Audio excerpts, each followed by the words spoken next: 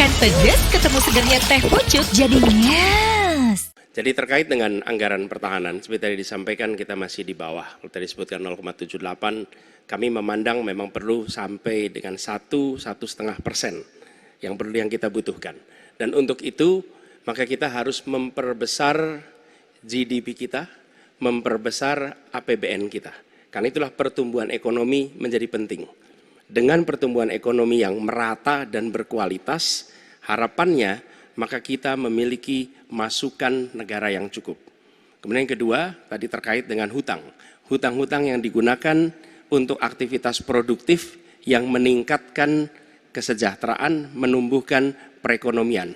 Itu juga salah satu cara untuk memperbesar APBN kita dengan adanya pendapatan ini. Yang ketiga adalah bagaimana pajak kita diperluas basisnya, ditingkatkan efektivitasnya. Lagi-lagi untuk meningkatkan pendapatan.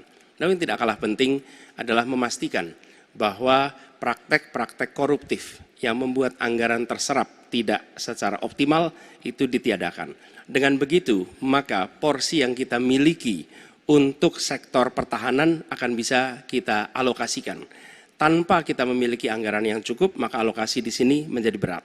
Dan bila kita melakukan pembelanjaan, maka kami membayangkan justru menggunakan kekuatan sendiri. Kalaupun ada dalam bentuk hutang, maka itu satu paket dengan belanja senjatanya, belanja alutsistanya, sehingga itu menjadi satu kesatuan. Dan meniadakan praktek-praktek middleman di dalam penyelenggaraan alutsista.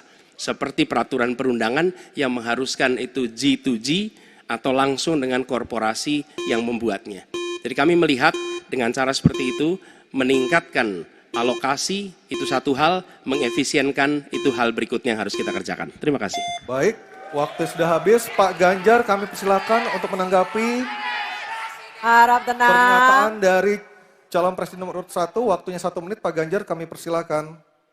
Ya, ternyata jawaban saya dapat bonus. Sebenarnya saya ingin membahas yang soal pertahanan dan alutsistanya. Tapi oke, saya kira terima kasih atas jawabannya.